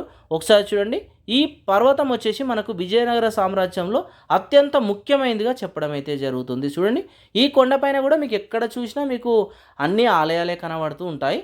ఒకసారి ఇక్కడ చూడండి ఈ పెద్ద మండపం కనబడుతుంది కదా, ఈ పైకి ఎక్కితే ఏంటంటే మీకు మొత్తం కనబడుతుంది ఈ చుట్టూ ఉన్న ప్రాంతం మొత్తం. ప్రస్తుతానికైతే మెట్ల మార్గం అయితే లేదు, మొత్తం శిథిలమైపోయింది. డబుల్ స్టోర్ మండపంగా చెప్పడం జరుగుతుంది. మీకు ఈ విజయనగర సామ్రాజ్యంలో డబుల్ స్టోర్ మండపాలు చాలా తక్కువ ఉన్నాయి. ఈ ప్రధానంగా ఇక్కడొకటి ఉంటుంది, విఠల టెంపుల్ దగ్గర ఒకటి ఉంటుంది, ఇంకొకటి వచ్చేసి అచ్యుతరాయ టెంపుల్ దగ్గర ఒకటి ఉంటుంది. అంతే, మీకు ఎక్కడ అయితే డబుల్ స్టోర్ మండపాలు అయితే కనబడాయి. ఇక్కడ వచ్చేసి చిన్న చిన్న మండపాలు అయితే కనబడుతున్నాయి చూడండి. ఇలా మీకు ఆ కాలంలో లైట్ హౌస్ కూడా కనబడుతుంది చూడండి. ఇక్కడ వచ్చింది చూడండి, ఇక్కడ ఉందా, ఇక్కడనే మీకు ల్యాంప్ను అయితే మొట్టమొదటిగా ఇక్కడైతే విజయనగర సామ్రాజ్యంలో వెలిగించేవాళ్ళట. ఒకసారి చూడండి, ఇక్కడ కంప్లీట్ చేశాక నడుచుకుంటే ఇక ముందుకైతే వెళ్తున్నాం చూడండి. మీకు వెళ్తూ ఉంటే ఇలా చాలా డిఫరెంట్ కనబడుతూ ఉంటాయి. అయితే మీకు ఏంటంటే దేవతలు పూజలు అందుకున్న ఆలయాలు మాత్రం చాలా తక్కువ ఉన్నాయి. ఇక్కడ ఉన్న శివయ్యకు మాత్రం కొన్ని పూజలు అయితే ఇప్పటికీ అందుకోవడం జరుగుతుంది. అన్నీ శిథిలమైపోయిన రూపంలో ఉన్న ఇప్పటికీ కొన్ని ఆలయాలు మాత్రం పూజలు అయితే భక్తుల చేత అందుకోవడం మనం చూడొచ్చు. ఈ అక్కడి నుంచి ఇలా కొంచెం ముందుకు రాగానే ఆంజనేయ స్వామి గుడి ఉంటుంది. ఒకసారి చూడండి, ఈ గుడిని కూడా మెట్ల మార్గం కూడా ఆ కాలంలో నిర్మించింది. సూపర్గా ఉంది చూడండి. ఇక్కడ నుంచి వ్యూ కూడా చూడండి ఎంత చక్కగా కనబడుతుందో. ఒకసారి చూడండి, ఇక్కడ నుంచి చూస్తే విరూపాక్ష టెంపుల్ ఎంత చక్కగా కనబడుతుందో చూడండి. ఇక్కడి నుంచి మనం నడుచుకుంటూ కింది భాగానికి వెళ్తున్నాం, ఇక అంటే టెంపుల్ దగ్గరికి వెళ్తున్నాం. ఇక్కడ వచ్చేసి మీకు చాలా రకాలైన త్రికూట ఆలయాలు అయితే ఉంటాయి. మొత్తం 4 త్రికూట ఆలయాలు అయితే మీకు దర్శనమిస్తాయి. ఒక త్రికూట ఆలయం అయితే మీకు చూపిస్తా చూడండి ఎంత సూపర్గా ఉందో. అంటే మీకు 3 వైపులా శివలింగాలు అయితే ఉండేటి, మధ్యలో వచ్చేసి మండపం అయితే ఉంది, చుట్టూ చిన్న చిన్న ఆలయాలు ఉన్నాయి. కానీ ఎక్కడ చూసినా మనకు శివలింగాలు అయితే దర్శనమిస్తారు. ఇలా బయటికి వస్తూ ఉంటే విరూపాక్ష టెంపుల్ యొక్క గోపురం చూడండి ఎంత చక్కగా కనబడుతుందో. వావ్! ఎంత సూపర్గా ఉంది చూడండి ఆలయం. కొన్ని ఆలయాలే మనకి ఇప్పటికీ పూజలు అందుకుంటున్నాయని చెప్పాం కదా, అందులో ఇప్పుడు మనం చూస్తున్న మరొక శివుని ఆలయంగా కూడా చెప్పుకోవచ్చు. మీకు ఏంటంటే విజయనగర సామ్రాజ్యంలో ఆల్మోస్ట్ వేల సంఖ్యలోనే దేవాలయాలను అయితే వారు నిర్మించడం జరిగింది. కొన్ని దేవాలయాలు మాత్రం ఇప్పటికీ మనం దర్శనం చేసుకోవడం అయితే జరుగుతుంది. ఒకసారి ఇక్కడ స్వామివారి ఆలయాన్ని అయితే చూడండి. ఇప్పుడు మనం చెప్పుకున్న త్రికూట ఆలయాలలో ఈ ఆలయం కూడా ఒకటి. మొత్తం మీకు ఈ ప్రాంతంలో ఒక 3-4 త్రికూట ఆలయాలు అయితే మనకు దర్శనమిస్తూ ఉన్నాయి. ప్రతి ఆలయానికి ఒక స్పెషాలిటీ అయితే ఉంది. ప్రస్తుతానికి ఏంటంటే అన్నిటి దగ్గర వాడికి సంబంధించిన చరిత్ర అయితే రాసి అయితే లేదు. మీకేందంటే ఇప్పుడు ఆల్మోస్ట్ ఆ ప్రాంతం దాకా వెహికల్ వెళ్తున్నాయి కదా, వెహికల్ లేనప్పుడు ఇప్పుడు చూస్తున్నాం కదా, ఈ ప్రాంతం నుంచే నడుచుకుంటా కానీ ఎడ్ల బండ్ల మీద కూడా ఆ ప్రాంతానికి అయితే వెళ్ళేవాళ్ళట. అయితే మీకు ఇక్కడ పక్కనే కడలేకాలు గణేష్ కూడా ఉంటుంది. ఒకసారి ఈ స్వామివారి ఆలయాన్ని కూడా మీకు చూపిస్తా చూడండి. అద్భుతమైన మండపాలతో ఎంత చక్కగా కనబడుతుందో చూడండి ఒకసారి ఈ ఆలయం. ఈ ఆలయం ఏంటంటే మీకు విరూపాక్ష టెంపుల్కు సమీపంలోనే ఈ ఆలయం అయితే ఉంటుంది. ఆ దూరంలో ఉన్నాయి ఆ కొండలు, ఆ కొండల పక్క నుంచే మనకు తుంగభద్ర నది అయితే ప్రవహిస్తూ ఉంటుంది. ఈ ప్రస్తుతానికి మనం ఆలయం లోపలి భాగానికి అయితే వెళ్తున్నాం చూడండి. ఇలా మీకు లోపలికి రాగానే ఇక్కడ గణేశుడు అయితే మీకు దర్శనమిస్తాడు. మొత్తం ఏకరాతితో నిర్మించిన ఈ గణేశుని యొక్క ఆలయం కొంచెం ఏంటంటే ధ్వంసమైపోయింది, అందువల్ల పూజలు అయితే చేయడం లేదు. ఇప్పుడు మనకు విజయనగర సామ్రాజ్య రాజుల యొక్క ప్రధాన దైవం వచ్చేసి శివుడు అంటే విరూపాక్షుడు. ప్రస్తుతం విరూపాక్ష టెంపుల్ దగ్గరికి అయితే వచ్చాం చూడండి. ఈ విరూపాక్ష టెంపుల్కు విజయనగర సామ్రాజ్యం పూర్వం నుంచే ఈ ఆలయం అయితే ఇక్కడైతే ఉందట. ఈ ఆలయాన్ని మాత్రం ఎక్కువ భాగాన్ని విజయనగర సామ్రాజ్య రాజులు అయితే పునర్నిర్మాణం చేసుకుంటూ రావడం అయితే జరిగిందట. ఒకసారి చూడండి, ఈ ఆలయం మొత్తం ఏంటంటే మొత్తం మీకు 7 అంతస్తుల్లో ఈ ఆలయం యొక్క గోపురాన్ని అయితే నిర్మించారు. ఆ గోపురం పై భాగానికి కూడా చేరుకోవడానికి మెట్ల మార్గం అయితే ఇప్పటికీ ఉంది. ప్రస్తుతానికి మననైతే ఆ మెట్ల మార్గంలో పైకి అయితే పోయిట్లు. ఇలా కొంచెం ముందు మీకు రాగానే మనకు గజరాజు ఉండే ప్రాంతం అయితే ఉంటుంది. ఒకసారి అయితే చూడండి, ఎలిఫెంట్ స్టేబుల్ అయితే ఇక్కడ కనబడుతుంది. ఇక్కడ మన గజరాజుని దర్శనం చేసుకొని ఏవైనా తినుబండారాలు పెట్టాలంటే మీరైతే పెట్టొచ్చు. ఇలా కొంచెం ముందుకు రాగానే ఆ కాలం నాటి నీటి కొలను అట్లా ఉంటుంది కదా, అటువంటిది ఇక్కడ ఉంది. పాతాళ గణనాథుని ఆలయం కూడా ఇక్కడైతే ఉంటుంది. ఒకసారి ఇక్కడ నుంచి వ్యూ అయితే చూడండి, ఆలయం యొక్క వ్యూ ఎంత చక్కగా కనబడుతుందో. ఇది వచ్చేసి మనకు ఆలయం లోపలి భాగంగా మనమైతే చెప్పుకోవచ్చు. ప్రధానమైన ఆలయం మాత్రం చాలా అద్భుతంగా అయితే మనకు కనబడుతుంది. ఒకసారి చూడండి, మీకు ఏంటంటే ప్రతిరోజు ఈ విరూపాక్షుని యొక్క ఆలయాన్ని వెయ్యిల సంఖ్యలో భక్తులు అయితే దర్శనం చేసుకోవడం అయితే మనం చూడవచ్చు. మనకు విజయనగర సామ్రాజ్యం అంటే గుర్తొచ్చేది మొట్టమొదటగా విరూపాక్ష ఆలయంగా మనం అయితే చెప్పుకోవచ్చు. ప్రస్తుతానికి మనం ఈ ఆలయం లోపలికి అయితే వెళ్ళి ఒకసారి స్వామివారిని అయితే మనం దర్శనం అయితే చేసుకుందాం. ఇలా మీకు ఆలయం లోపలికి రాగానే అద్భుతమైన మండపం అయితే మీకు దర్శనమిస్తుంది. ఒకసారి అయితే చూడండి, ఈ మండపం లోపలి భాగాన్ని అయితే చూడండి. ఈ స్తంభాలు కూడా మీకు చాలా డిఫరెంట్గా అయితే కనబడతాయి. ఒకసారి చూడండి, ప్రతి స్తంభం పైన మీకు ఒక 10 నుంచి 20 వరకు దేవతామూర్తుల విగ్రహాలు అయితే కనబడుతున్నాయి చూడండి. మీకు ఏంటంటే ఈ ఆలయంలో ఉన్న చాలా గొప్ప చరిత్ర ఏంటంటే ఈ ఆలయ గోడల పైభాగాన మీకు మహాభారతము ఇంకా అనేకమైన శాసనాలు అవన్నీ ఆ కాలం నాటి అయితే చూడొచ్చు. ఆ పై భాగాన్ని కూడా ఒకసారి అయితే మీరు అబ్జర్వ్ చేయండి.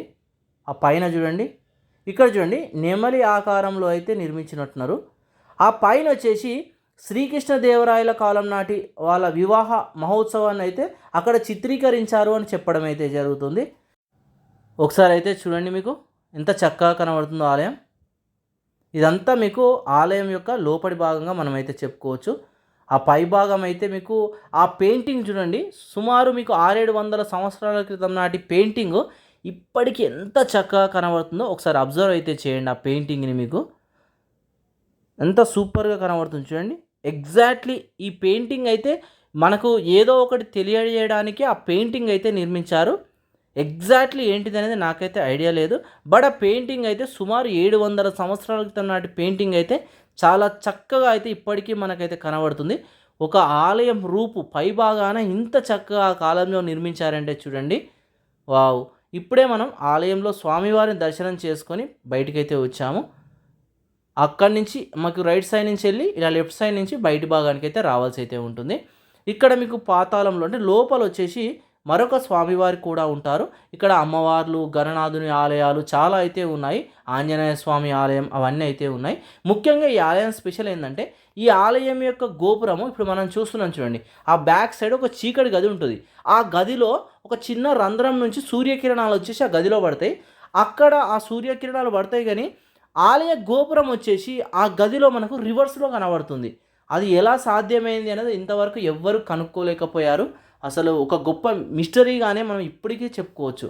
వాళ్ళ యొక్క గొప్పతనాన్ని, వాళ్ళ తెలివితేటలను అయితే ఇక్కడ చూస్తే మీకు క్లియర్గా అర్థమవుతుంది. ఒక మిస్టీరియస్ టెంపుల్గా ఇప్పటికీ మనం ఈ విరూపాక్ష ఆలయాన్ని మనం చెప్పుకోవచ్చు. ఇక్కడ ఉన్న కోనేరు అయితే చాలా పెద్దగా ఉంటుంది. పుణ్యస్నానాలు చేయడానికి ఆ కాలంలోనే ఇంత పెద్ద కోనేరుని అయితే నిర్మించారు. ఇక్కడ మీరు కంప్లీట్ చేసుకొని కొంచెం ముందుకు వస్తే ఇలా డబుల్ స్టోర్ మండపాలు ఇవన్నీ అయితే కనబడతాయి. మామూలుగా ఇవన్నీ ఏంటంటే ఆలయం ముందు భాగంలో అయితే ఉన్నాయి. ఇక్కడ వచ్చేసి మరి భక్తులు కూర్చోవడానిక లేదా దేశ విదేశాల నుంచి వర్తక వ్యాపారాలు చేసుకోవడానికి ఇక్కడికి వచ్చేవాళ్ళు వాళ్ళు కూర్చోవడానిక మనకైతే ఐడియా లేదు, కానీ పెద్ద పెద్ద మండపాలు అయితే ఉంటాయి. అక్కడి నుంచి ఎగ్జాక్ట్లీ మీకు హంపి బజార్ వచ్చేసి ఆల్మోస్ట్ 2 కిలోమీటర్లు ఉంటుంది. ఆ బజారు దాటుకొని కొంచెం ముందుకు రాగానే మీకు ఇట్లా పర్వతం అయితే కనబడుతుంది చూడండి. ఈ పర్వతం పైకి మనం అయితే చేరుకోవాలి. ఈ పర్వతం పైకి చేరుకోవాలంటే చాలా కష్టంగానే మనం చెప్పుకోవచ్చు. ఒక్కరిద్దరం అయితే కొండపైకి అయితే చేరుకోలేం. ఎందుకంటే మొత్తం రోడ్ అనేది చాలా డేంజర్గా ఉంటుంది. ఆ కాలంలో మెట్ల మార్గం ఉండేది అనుకుంటా, కానీ చాలా బ్యూటిఫుల్గా ఉంటుంది. మనం కంపల్సరీ వెళ్ళిన వాళ్ళు ఈ మాతంగా పర్వతం అయితే ఎక్కాల్సిందే. బట్ ఏంటంటే ఇప్పుడు ఈ శిథిలమైపోయి ఇలా కనబడుతుంది, కానీ అసలు ఆ కాలంలో ఇది ఎలా ఉండేది మనం ఊహించుకుంటేనే మనకు ఊహకు అందని విధంగా ఈ ఆలయ నిర్మాణము, ఈ కొండపైకి మార్గం అయితే మనకు కనబడుతుంది. ఒకసారి చూడండి ఎంత డేంజర్గా ఈ రోడ్ అయితే ఉందో. అయితే మీకు కొంతవరకైనా ఇట్లా నడుచుకుంటూ ఇట్లా మెట్ల మీద అయితే ఎక్కవచ్చు. ఇక్కడికి వెళ్ళాక ఇక్కడి నుంచి మీదికి ఉంటుంది. అసలు అక్కడ ఏమి ఉండదు, బండ ఉంటుంది, వాటిని పట్టుకొని ఎక్కాలి. అసలు కొంచెం జారినామంటే మన బొక్కలు కూడా దొరికాయి. అంత ప్రమాదకరంగా అయితే ఈ ప్రాంతం అయితే ఉంది. బట్ ఏంటంటే అందరు వెళ్తురు చూడాలనే ఉద్దేశంతోనైతే నేను పైబార్కి అయితే వెళ్ళాను. ఇక్కడ నుంచి చూడండి వ్యూ ఎంత చక్కగా కనబడుతుందో. ఒకసారి కార్నర్ నుంచి చూడండి, మనం వెళ్తూ ఉంటే ఆ కింద కూడా నున్నగా అయిపోయింది నడిచి నడిచి. ఆ చెప్పులతో జారినామనుకో అసలు ఎంత లోతు అంటే చాలా లోతు ఉంది. కొంచెం చూడండి ఇక్కడి నుంచి ఇంత ప్రమాదకరమైన మార్గం ఉన్నది. కొంచెం ఆ రోడ్డు మంచిగా చేస్తే బాగుండు, సైడ్లోకి ఏమన్నా పెట్టి. చాలామంది పర్యాటకులు వెళ్తూ ఉంటారు, కానీ ఇంత డేంజర్గా ఉంది. మొత్తం ఈ పర్వతం పైకి ఎక్కడానికి మనకు మార్గాలు అయితే 2 ఉన్నాయి. ఒకటి వచ్చేసి లెఫ్ట్ సైడ్ నుంచి ఉంది, ఒకటేమో రైట్ సైడ్ నుంచి ఉంది. లెఫ్ట్ ఏంటంటే అచ్యుతరాయ టెంపుల్, ఆడ నుంచి అట్లా నడుచుకుంటూ వెళ్తే మనం విఠల టెంపుల్ వరకు వెళ్తాం. ఒకసారి మనం పై వరకు ఎక్కి వచ్చాక దేవుని అయితే దర్శనం చేసుకుందాం.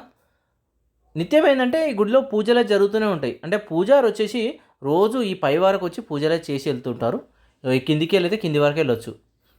ఒకసారి ఇక్కడి నుంచి అచ్యుతరాయల వారి యొక్క టెంపుల్ అయితే చూపిస్తారు చూడండి. మనకు విజయనగర సామ్రాజ్యంలో ఇతను కూడా ఒక రాజు. అచ్యుతరాయ టెంపుల్ ఈ ప్రాంతానికి మనం వెళ్దాం. మనం ఏంటంటే అక్కడికి వెళ్ళి తిరిగి రావచ్చు. ఈ హేమకుట పర్వతం నుంచి మధ్య చిన్న చిన్న ఆలయాలని చూసుకుంటూ కూడా వెళ్ళొచ్చు. మనం ఇక్కడైతే స్వామివారిని అయితే దర్శనం అయితే చేసుకొని ఏంటంటే మనం కిందికి అయితే దిగిపోతున్నాం. మళ్ళీ హంపి బజార్ దగ్గరికి అయితే వచ్చేసాం చూడండి. ఇక్కడ ఉందా స్ట్రేట్కి వెళ్తే మనకు మరొక 2 ఆలయాలు అయితే వస్తాయి. హనుమాన్ టెంపుల్ ఒకటి వస్తుంది, తర్వాత అచ్యుతరాయ టెంపుల్. అలా రివర్స్లో వెళ్తే మనం డైరెక్ట్ విజయ విఠల టెంపుల్ కూడా వెళ్ళొచ్చు, లేదా చుట్టూ తిరిగి వెహికల్ పైన కూడా రావచ్చు. మనమైతే మీకు వెహికల్ పైన కూడా నేనైతే చూపిస్తాను. ప్రస్తుతం వచ్చేసి హంపి బజార్ దగ్గర అయితే ఉన్నాం చూడండి. ఈ బజార్లోనే వజ్రాలు రత్నాలని రాసులుగా పోసి అయితే మనకు విజయనగర సామ్రాజ్యంలో అయితే అమ్మేవాళ్ళట. అక్కడి నుంచి కొంచెం ఇలా ముందుకు రాగానే మీకు నంది కనబడుతుంది చూడండి. చాలా పెద్ద నంది అయితే ఇక్కడ మనకు కనబడుతుంది. మొత్తం బ్లాక్ స్టోన్తో ఈ నందిని అయితే నిర్మించారు చూడండి. అంత సూపర్గా ఉంది. ఇప్పుడు మనం ఏంటంటే అక్కడి నుంచి ఇలానే స్ట్రేట్గా నడుచుకుంటూ నది దిక్కు వచ్చేసాం. మొత్తం తుంగభద్ర నది దిక్కు. ఈ తుంగభద్ర నది నుంచి మనకు రోడ్ మార్గం అయితే వేసారు. ఇక్కడ నుంచి ముందున్న ఆలయాలను మొత్తం ఒకసారి అయితే చూద్దాం. మనకి ఇట్లా వెళ్తూ ఉంటే కూడా మీకు ఎక్కడ చూసినా ఈ గుట్టలకు రాళ్ళపంటి స్వామివారి దేవతామూర్తుల విగ్రహాలే మనకు కనబడతాయి. ఒకసారి తుంగభద్ర నది ఎలా కనబడుతుందో చూడండి. సూపర్గా ఉంది కదా. మామూలుగా వర్షాకాలంలో అయితే ఇంకా చాలా హెవీగా ఉంటుంది. ఇప్పుడు ఎండాకాలం కాబట్టి చాలా తక్కువ ఉంది. ఇలా మనం వెళ్తూ ఉంటే ఇలా స్వామివారి విగ్రహాలు ఇవన్నీ కనబడుతూ ఉంటాయి. ఇదంతా మనం నడుచుకుంటూ ఈ రైట్ సైడ్ మీకు ఉంది కదా, ఇదంతా చక్రతీర్థంగా చెప్పడం జరుగుతుంది. చాలా బాగుంది చూడండి. ఎంత పెద్ద మండపాలు మీకు కనబడుతున్నాయో. ఈ ప్రాంతం మొత్తం చక్రతీర్థంగా చెప్పుకోవచ్చు. ఇక్కడ స్నానాలు పుణ్యస్నానాలు చేసి మనకు విరూపాక్ష టెంపుల్లో ఉన్న ఆలయాన్ని స్వామివారిని అయితే దర్శనం చేసుకుంటారు అందరూ. ఇక్కడ తెప్పలపైన మనం కొంత దూరం అయితే వెళ్ళొచ్చు. ముందుకు చాలా ఆలయాలు ఉన్నాయట, వాటికి తెప్పలపైన అయితే మనం వెళ్ళొచ్చు. ఒకసారి ఇక్కడ పక్కకున్న మరొక ఆలయాన్ని చూసి అటు సైడ్ అయితే వెళ్దాం. ఇప్పుడు మనం నెక్స్ట్ చూస్తున్న ప్రదేశం అంటే చక్రతీర్థం దాటుకొని కొంచెం ముందుకు రాగానే మీకు కోదండరామస్వామి ఆలయం అయితే ఉంటుంది. ఈ కోదండరామస్వామి ఆలయానికి చాలా చరిత్ర ఉంది. మనకేంటంటే ప్రతి రాములవారి ఆలయం దగ్గర మనకు ఆంజనేయుడు అయితే ఉంటాడు. ఇక్కడ ఏంటంటే సుగ్రీవుడు ఉన్నాడు. ఎందుకంటే ఆంజనేయుడు కలవక ముందే సుగ్రీవుడు ఇక్కడ స్వామివారికి ఆలయాన్ని అయితే నిర్మించాడట. పూర్వం చరిత్రకు వస్తే పూర్వం ఏంటంటే ఆంజనేయుడు మనకు సుగ్రీవుడు ఒకే దగ్గర ఉండేవాళ్ళట, ఇక్కడ ఉన్న సుగ్రీవ్ కేవ్ దగ్గర. అప్పుడు ఏంటంటే ఆ టైంలోనే మనకు సీతాదేవిని రావణాసురుడు అయితే అపహరించడం జరిగింది. అప్పుడు రాముడు వచ్చేసి సీతాదేవిని ఎత్తుకుంటూ ఈ ప్రాంతానికి వచ్చాడట. మనకు అప్పుడు ఆంజనేయుడు రామునికైతే సహాయం చేసిండు. మాకుల సుగ్రీవుని కూడా వాలి నుంచి రక్షించి ఆ రాజ్యాన్ని వాలి కిష్కింద పర్వతాన్ని మొత్తం సుగ్రీవునికి అప్పగించాడట. ఆ గురతంతో ఇక్కడ రాముల వారి ఆలయాన్ని అయితే సుగ్రీవుడు అయితే నిర్మించాడు. ఈ పక్కనే మీకు ఏంటంటే చిన్న చిన్న ఆలయాలు అయితే చాలా కనబడతాయి. ఒకసారి చూడండి, ఈ చక్రతీర్థం ముందున్న పెద్ద పెద్ద మండపాలు కూడా మీకు కనబడుతున్నాయి చూడండి. ఇప్పుడు ఏంటంటే మనం ఇక్కడ నుంచి కోటిలింగ క్షేత్రం దగ్గరికి అయితే వెళ్తున్నాం. ఇక్కడ ఏంటంటే మొత్తం కొండ ఉంటుంది. ఆ కొండ పైన మీకు కోటి లింగాలు అయితే దర్శనమిస్తూ ఉంటాయి. ఇక్కడ చేరుకోవాలంటే నడుచుకుంటూ కూడా వెళ్ళొచ్చు. బట్ మనం ఏంటంటే నడుచుకుంటూనే పోతున్నాం చూడండి. కొంచెం రాళ్ళు అవి ఉంటాయి, కొంచెం జారిపడమంటే చాలా ప్రమాదకరంగా ఉంటుంది. లేదు మీరు అనుకుంటే అక్కడ తెప్పలు ఉన్నాయి, ఆ తెప్పల పైన కూడా మనం అయితే వెళ్ళొచ్చు. మామూలుగా ఒక తెప్పకు వచ్చేసి మీకు ఒక్కొక్క టీంకి వచ్చేసి 800 రూపీస్ అయితే తీసుకుంటారు. కానీ ఒక మంచి ఎక్స్పీరియన్స్ వస్తుంది ఆ తెప్పలు వెళ్తే. ఆ తెప్పలు వెళ్తే మీకు రైట్ సైడ్ కూడా చాలా ఆలయాలు ఉంటాయి, అవన్నీ చూయించుకుంటూ వెళ్తారు. బట్ ఏంటంటే మనం రైట్ సైడ్ ఉన్న ఆలయాల దగ్గరికి అయితే వెళ్ళలేము, ఎందుకంటే చాలా లోతు ఉంటుంది కాబట్టి అటు ఇటు బ్రిడ్జ్ అయితే లేదు. ఇక మనం ప్రస్తుతానికి కోటిలింగ క్షేత్రం దగ్గర అయితే ఉన్నాం చూడండి. ఇలా చిన్న చిన్న లింగాలు వచ్చేసి ఇక్కడ కోటి లింగాలు అయితే ఉన్నాయి.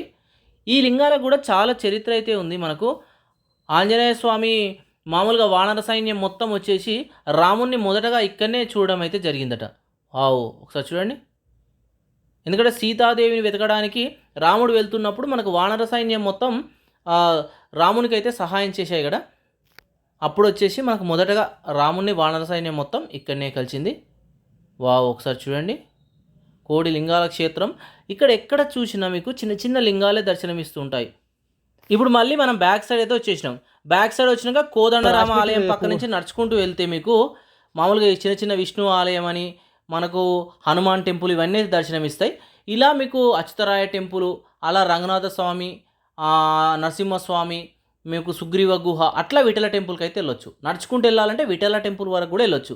లేదు మీరు నడుచుకుంటూ వెళ్ళలేము అనుకున్న వాళ్ళు మళ్ళీ మీకు రివర్స్లో రావాలి. మనం ఎలా తిరుక్కుంటూ పోయినామో అట్లా కమలాపురం వచ్చి అక్కడి నుంచి స్ట్రేట్ రూట్లో వచ్చేస్తే మీకు డైరెక్ట్ విఠల టెంపుల్ వరకు రూట్ అయితే ఉంటుంది. ఈ మధ్యలో వచ్చేసి ఇప్పుడు మనం చూస్తున్నాం కదా, చిన్న చిన్న ఆలయాలు అయితే చాలా ఉంటాయి. ఇవన్నీ చూసుకుంటూ మీరు విఠల టెంపుల్ వరకు అయితే వచ్చేసేయండి. ప్రస్తుతానికి చూడండి, మనం ఈ విఠల టెంపుల్ ఉన్న ప్రాంతానికి అయితే వచ్చేసాం. బట్ వస్తూ ఉంటే ఏంటంటే మధ్యలో ఇటువంటి ఆలయాలు అయితే మీకు కనబడతాయి. ఇవన్నీ కంప్లీట్ చేసుకొని మీకు ఆల్మోస్ట్ అక్కడి నుంచి ఇక్కడ వరకు ఒక 10 కిలోమీటర్స్ అయితే ఈజీగా ఉంటుంది. ఇక అక్కడ వచ్చాక ఇక్కడైతే పార్కింగ్ చేసేసేయండి, ఎందుకంటే అందరూ నడవలేరు కదా. నడవలేని వాళ్ళకి ఏంటంటే ఇక్కడ నుంచి ఎలక్ట్రిక్ వెహికల్స్ అయితే విఠల టెంపుల్ వరకు ఉన్నాయి. ఆ ఎలక్ట్రిక్ వెహికల్స్ వచ్చేసి ఒక్కొక్కరికి 30 రూపీస్ ఏమో తీసుకుంటారు. ఎందుకంటే ఇక్కడ నుంచి విఠల టెంపుల్ వరకు ఆల్మోస్ట్ ఒక 4 కిలోమీటర్లు అయితే ఉంటుంది, 2 నుంచి 4 కిలోమీటర్లు ఉంటుంది. మధ్యలో ఇలా గజ్జల మండపం అవన్నీ ఉంటాయి. మామూలుగా మీరు విఠల టెంపుల్లోకి ఎంట్రీ కావాలన్న టికెట్ ప్రైస్ అయితే ఉంది 40 రూపీస్. ఒకవేళ మీరు ఆ క్వీన్ ప్యాలెస్ అక్కడ తీసుకున్నాం కదా, ఎలిఫెంట్స్ టేబుల్ అక్కడ తీసుకున్నారనుకో, ఒకటే టికెట్ ఈ 2 దగ్గరలో వస్తుంది. ఒకవేళ అక్కడ తీసుకొని వాళ్ళు ఉంటే మాత్రం ఇక్కడ కంపల్సరీ టికెట్ తీసుకొని మీరు విఠల టెంపుల్ దగ్గరికి అయితే వెళ్ళండి. ఎందుకంటే అక్కడ వచ్చేసి టికెట్ కౌంటర్ అయితే లేదు. మేమేంటంటే కొంచెం నడుచుకుంటూ అయితే ఆ ప్రాంతానికి అయితే వెళ్దాం అనుకున్నాం. ఎందుకంటే చూస్తూ ఉంటే పక్క వంటి చాలా ఆలయాలు అయితే ఉన్నాయి, అవన్నీ కవర్ చేసుకుంటూ విఠల టెంపుల్ వరకు అయితే మేమైతే వెళ్తున్నాం. ప్రస్తుతానికి నడుచుకుంటూ వెళ్తున్నాం చూడండి. ఇలా మీకు మధ్యలో ఇప్పుడు మనం గజ్జల మండపం చూసినాం, ఇక్కడ మనకు కురందార మండపం, ఈడొక మండపం ఉంది. ఇలా మీకు విఠల టెంపుల్ మొత్తం వెళ్ళే వరకు అన్ని మండపాలు, ఆలయాలు, పుష్కరులే కనబడతాయి. మీకు ఏంటంటే విఠల బజార్ వచ్చేసి ఆల్మోస్ట్ హంపీ బజార్ అంతా ఉంటుంది. హంపీ బజార్ మనకు 2 నుంచి 3 కిలోమీటర్ల వరకు ఉంటుంది. ఈ బజార్ కూడా 2 నుంచి 3 కిలోమీటర్ల వరకు ఉంటుంది. మీకు హంపీ అంటే విజయనగర సామ్రాజ్యంలో అతిపెద్ద బజార్లు, అంటే పూర్వకాలంలో వస్తువులు, ధాన్యాలు, వజ్రాలు అమ్మే బజార్లు వచ్చేసి 2గానే చెప్పుకోవచ్చు. ప్రపంచంలోనే అత్యధిక ధనిక రాజ్యం వచ్చేసి ఈ విజయనగర సామ్రాజ్యంగా మనం చెప్పుకోవడం జరుగుతుంది. ఇప్పుడు మనం చూస్తుంది ఏంటంటే విఠల బజార్ యొక్క పుష్కరిణి చాలా పెద్దగా ఉంటుంది. సేమ్ అన్నిటికీ తుంగభద్రా నది నుంచే మామూలుగా నీటి సరఫరాని అయితే అటాచ్ చేసిర్రు. ఇలా మనం ముందు వెళ్తూ ఉంటే చూడండి అన్నీ కనబడుతున్నాయి. ఇదంతా విఠల బజార్. ఒకప్పుడు ఏంటంటే రాజుల కాలంలో ఇక్కడ అన్ని వజ్రాలు, వైడూర్యాలు, మామూలుగా ధాన్యాలు అన్నీ పోసి ఇక్కడనే అమ్మిరట. ఈ పక్కకు దూరం చూస్తున్నారు కదా, అక్కడ వచ్చేసి శివుని గుడి అయితే ఉంటుంది. ఒకవేళ చూడాలనుకుంటే వెళ్ళండి. అక్కడ గుడి, మనం ఇప్పుడు గుడి ఉన్నది కదా, లెఫ్ట్ సైడ్లో ఒక జస్ట్ 500 మీటర్స్ దూరంలో ఉంటుంది. ప్రస్తుతం ఏంటంటే మనం విఠలా టెంపుల్లోకి ఎంట్రీ అయిపోయినాం. విఠలా టెంపుల్లోకి ఎంటర్ కాగానే చూడండి మీకు ఆ గుర్రం రథం అయితే కనబడుతుంది. చాలా బాగుంటుంది. మన 50 రూపీస్ నోటు మీద కూడా ఇప్పటికీ రథాన్ని అయితే చూడొచ్చు. చాలా బాగుంది. విరూపాక్ష టెంపుల్ తర్వాత అంత పవర్ఫుల్ మామూలుగా ఆలయంగా అయితే విజయ విఠల టెంపుల్గా మనమైతే చెప్పుకోవచ్చు. మెయిన్ స్పెషల్ ఏంటంటే ఇక్కడ ఏ స్టోన్ని కొట్టినా ఇట్లా మీకు సంగీతం అయితే వినబడుతుంది. అది ఈ టెంపుల్ యొక్క స్పెషల్గా చెప్పుకోవచ్చు. ఒకసారి చూడండి, మీకు టెంపుల్ వ్యూ మొత్తం కనబడుతుంది. అసలు ఎంత పెద్దగా ఉందో చూడండి. 2-3 ఎకరాలలో ఈ ఆలయమే ఉంది, మెయిన్ ఆలయమే. ఈ ఆలయం లోపల వచ్చేసి ఈ విధంగా అయితే ఉంది. మనకు విరూపాక్ష టెంపుల్లో వచ్చేసి స్వామివారికి ఇప్పటికీ పూజలు జరుగుతున్నాయి. ఎటువంటి దుండగులు ఆలయాన్ని అయితే ధ్వంసం చేయలేదు. బట్ ఏంటంటే విఠలా టెంపుల్ మాత్రం ధ్వంసం చేయడం వల్ల మెయిన్ గర్భగుడిలో చూడండి శివుడు అయితే మనకు దర్శనమిస్తలేడు. ఇక్కడ ఏంటంటే వీళ్ళ స్పెషల్ ఏంటంటే ఆలయం లోపట్నే గర్భగుడి ఉంటుంది. గర్భగుడి చుట్టూ తిరగడానికి కూడా లోపట్నే ఉంటుంది. చాలా బాగుంది ఆలయం. బట్ ఏంటంటే శిథిలమైపోయిన రూపంలో జస్ట్ మనకు రాళ్ళ రూపంలోనే ఇంత గొప్ప ఆలయం అయితే మనకు దర్శనమిస్తుంది. ఆలయం లోపడి భాగాలు అయితే చూడండి ఎంత చక్కగా కనబడుతున్నాయో. ఎంత చూసినా తనివి తిరగని విధంగా ఈ ఆలయ నిర్మాణం అయితే ఉంది. మొత్తం స్టోన్ పిల్లర్స్, వీటికి ఏంటంటే మ్యూజిక్ పిల్లర్స్గా పేరైతే ఉంది. ఎక్కడ మీరు టచ్ చేసినా మ్యూజికే వినబడుతుంది. ఈ ఆలయంలోనికి ప్రవేశించడానికి మొత్తం మనకు 3 మార్గాలు అయితే ఉన్నాయి ప్రధానమని. ఇక్కడ చూడండి మండపం, ఎంత పెద్ద మండపం ఉందో. మామూలుగా ఆ కాలంలో వచ్చేసి ఆలయం దగ్గరనే అన్నీ ఉండేటి. వంటగది నుంచి మొదలు పెడితే అన్ని రకాల మండపాలు అవన్నీ ఉండేటి. ఈ పక్కనే వచ్చేసి మనకు పెద్ద పెద్ద గోదాములు కూడా ఉన్నాయి. ఎందుకంటే మీకు ధాన్యాలు అవన్నీ అమ్ముకునే వాళ్ళు కదా, ఆ స్టోర్ చేసే ప్రాంతాలు కూడా ఇక్కడనే ఉన్నాయి. చూడండి ఇవంతా ధాన్యాలు ఇక ఆ కాలంలో ఏ ఉండేటియో అవన్నీ స్టోర్ చేసుకునే ప్రాంతంగా ఇదైతే చెప్పుకోవచ్చు. ఇక బయట నుంచి మరొక ఎంట్రన్స్ మార్గం అయితే చూడండి, కానీ ఒకటే ఎంట్రన్స్ నుంచి అలౌ చేస్తారు. ఇక ఇక్కడ వచ్చేసి కింగ్ బ్యాలెన్స్ అయితే కనబడుతుంది చూడండి. పూర్వకాలంలో ఏంటంటే ఈ విజయనగర రాజులు దేవుణ్ణి ఏదైనా కోరిక కోరుకున్నట్టు మామూలు కోరుకున్నప్పుడు వాళ్ళ నిలువెత్తు ఆ ధాన్యాన్ని కానీ బంగారాన్ని కానీ ఏవైనా సరే దేవునికైతే సమర్పించుకునేవారట. అందుకోసమే ఇక్కడ కొలుచుకొని దేవునికైతే సమర్పించేవారు. అక్కడ కనబడుతుంది విష్ణు టెంపుల్. ఆ బ్యాక్ సైడ్ వచ్చేసి డబుల్ మనకు మండపం అయితే ఉంది. 2 ఫ్లోర్లలో మండపాన్ని అయితే నిర్మించారు. అక్కడి నుంచి కూడా మనం అయితే వెళ్ళొచ్చు. అక్కడి నుంచి వెళ్తే మాకు ల్యాంప్ వస్తుంది. తర్వాత మనకు మరొక ఆలయం వస్తుంది. ఇక్కడ శివుని పాదాలు ఉంటాయి, మిస్ కాకండి. మేమే మిస్ అయినాం. అక్కడి నుంచి కొంచెం జస్ట్ నడుచుకుంటే 100 మీటర్స్ దూరంలోనే ఉన్నాయట. కొంచెం గుంతలాగా ఉంటుంది, అలా ఉన్నాయి. బట్ మేము మిస్ అయినాం. ఇక్కడ వచ్చేసి మనకు వాటర్లోనే మండపాన్ని అయితే నిర్మించారు. ఆ కాలంలో ఎందుకు నిర్మించారో మనకైతే ఐడియా లేదు. ఇగో ఇక్కడ నుంచి ఆ కొండ ఉన్నదా, అక్కడ వరకు అయితే ఆ కాలంలో బ్రిడ్జిని అయితే నిర్మించారట. ఆ బ్రిడ్జ్ కూడా ఆల్మోస్ట్ మొత్తం ధ్వంసం అయిపోయింది. రాళ్ళు మాత్రమే దూరంలో మనకు కనబడుతున్నాయి. ఇట్లా నిలబెట్టిన బ్రిడ్జ్. అసలు ఆ కాలం నాటి బ్రిడ్జ్ ఎలా ఉండేదో ఒకసారి చూద్దామన్నా లేకుండా పోయింది. ఇక్కడ వచ్చేసి మనకు సీత అమ్మవారి యొక్క కొలనైతే కనబడుతుంది చూడండి. వావ్, సూపర్గా ఉంది కదా. అందులో నీరైతే ఎప్పుడు ఎండిపోవట. ఇంకా ఇక్కడ నుంచి మనం ముందుకైతే వెళ్తున్నాం చూడండి. ఈ లెఫ్ట్ సైడ్ మీకు ల్యాంప్ స్టాండ్ అయితే ఉంటుంది. ఇక్కడ దీపాన్ని వెలిగించేవారట. ఇక ఇక్కడ వచ్చేసి సుగ్రీవ కేవ్ అయితే కనబడుతుంది చూడండి. ఈ సుగ్రీవ కేవ్ కూడా చాలా చరిత్ర ఉంది. మామూలుగా సుగ్రీవుడు వాలి వచ్చేసి అన్నదమ్ములు. మామూలుగా కిష్కింద పర్వతాన్ని ఆ కాలంలో మాకు అన్న అయిన వాలి అయితే ఆ కిష్కింద పర్వతాన్ని వెళ్తూ ఉండేవాడట. సుగ్రీవుని ఏంటంటే అతను రాజ్యాధికారం ఎడ చేపడతాడో అని సుగ్రీవుని చంపడానికి ప్రయత్నించడంతో అతను భయపడి వచ్చేసి ఈ గుహలో అయితే దాక్కున్నాడట. ఒకసారి చూడండి. మనం ఇంతకుముందు చెప్పుకున్నట్టు ఆ టైంలోనే మనకు సీతాదేవిని రావణాసురుడు అపహరించినప్పుడు రాముడు ఎత్తుకుంటూ ఇక్కడికి వస్తే నాకు సహాయం చెయ్యి, నీ రాజ్యాన్ని నీకు ఇస్తాను, కిష్కింద రాజ్యాన్ని అని చెప్పడంతో సుగ్రీవుడు ఆంజనేయుడు వచ్చేసి మనకు రామునికి సహాయం చేయడంతో వాలిని సంహరించి మనకు సుగ్రీవునికి ఈ రాజ్యాన్ని ఇచ్చేసిండట. ఇక్కడనే మనకు వాలి సమాధి కూడా మనకైతే కనబడుతుంది. అక్కడి నుంచి కొంచెం ముందుకు రాగానే మీకు నరసింహస్వామి యొక్క టెంపుల్ అయితే కనబడుతుంది చూడండి ఒకసారి. ఈ ఆలయం ఏంటంటే ఇట్లా కొండ పైకి ఉంటుంది, కొంచెం ఎక్కుకుంటూ వెళ్ళాలి. కానీ ఇంత గొప్ప ఆలయాలు, ఎంతో చరిత్ర కలిగిన ఆలయాలు, ప్రపంచానికే దిక్సూచిగా ఉన్న ఆలయాలు ఇప్పుడు వచ్చేసి శిథిలమైపోయిన రూపంలో మనమైతే చూడవలసి వస్తుంది. ఆ గోడ పైన కూడా చూడండి వీరాంజనేయ స్వామి యొక్క విగ్రహం ఎంత చక్కగా కనబడుతుందో. ఎంత చూసినా తనివి తీరని విధంగా ఈ ఆలయ నిర్మాణాలు అయితే కనబడతాయి. ప్రపంచంలో ఎక్కడా లేని విధంగా ఈ విజయనగర సామ్రాజ్యం అయితే ఉంటుంది. ఇక్కడ డబుల్ స్టోర్ పిల్లర్ ఉన్న చూడండి, 2 అంతస్తుల్లో నిర్మించింది. ఇక్కడ కూడా ఒకటైతే కనబడుతుంది చూడండి. ఈ పైనుంచి చూడండి వ్యూ ఎంత చక్కగా కనబడుతుందో. ఆ కొండల పక్క నుంచే మనకు తుంగభద్ర నది వచ్చేసి ప్రవహిస్తూ పోతూనే ఉంటుంది. వావ్, ఇక్కడ నుంచి వ్యూ ఎంత చక్కగా కనబడుతుందో చూడండి. ఇప్పుడు ఏంటంటే మనం రివర్స్ పోతున్నాం అన్నట్టు. ఇప్పుడు ఇక్కడ చూడండి ఆల్మోస్ట్ అన్ని టెంపుల్ చూసుకుంటూ అచ్యుతరాయ టెంపుల్ వరకు వచ్చేసినాం. ఇప్పుడు మనం అచ్యుతరాయ బజార్ దగ్గర అయితే ఉన్నాం. ఇప్పుడు మన పక్కకు ఉన్నదిగా రైట్ సైడ్లో ఆ కొండ ఇంతకుముందుకు ఎక్కినాం మనం. ఒకవేళ మీరు నడుచుకుంటూ రావాలంటే ఆ కొండ పక్క నుంచి హనుమాన్ టెంపుల్, కోదండరామ టెంపుల్ అలా చూసుకుంటూ ఇలా రివర్స్లో విఠల టెంపుల్ వరకు వెళ్ళొచ్చు. మనం ఏంటంటే మనం కొంచెం కార్లో అక్కడికి వెళ్ళి వచ్చేసినాం. ఎందుకంటే కొందరు నడవలేని వాళ్ళు ఉంటారు కదా, ఇదంతా నడవాలంటే చాలా కష్టం. మనకేంటంటే ముఖ్యమైనవి వచ్చేసి విరూపాక్ష టెంపుల్, విఠల టెంపుల్ అయితే చాలామంది దర్శిస్తూ ఉంటారు. ఆ వాడకైతే వెహికల్స్ అయితే అవైలబుల్గా అయితే ఉన్నాయి. చూసుకొని మీరు అయితే ప్లాన్ చేసుకోండి. ఇప్పుడు మనం చూడండి అచ్యుతరాయ టెంపుల్ దగ్గరికి అయితే వచ్చేసాం. వావ్, సూపర్గా ఉంది ఈ ఆలయం కూడా. ఆల్మోస్ట్ ఈ ఆలయం కూడా అంతే శిథిలమైపోయిన రూపంలోనే మనకైతే దర్శనమిస్తుంది. ఇక్కడికి వెళ్ళి వస్తాం మనం. ఆ కొండ పక్క నుంచి మనం దారి చూసినాం కదా, హంపి బజార్ నుంచి స్ట్రేట్గా వస్తే ఇప్పుడు మనం ఆ చూసిన దగ్గరికి వెళ్ళి ఇక్కడికి వచ్చేస్తాం. జస్ట్ ఎంత 500 మీటర్స్ దూరం కూడా ఉండదు, బట్ ఏంటంటే నడుచుకుంటూ రావాల్సి అయితే ఉంటుంది. ఇదంతా మనకు ఆలయం యొక్క వ్యూ. ఈ ఆలయాన్ని కూడా అంతే 3 వైపుల నుంచి ఆలయంలోనికి ప్రవేశించడానికి వీలైతే ఉంది.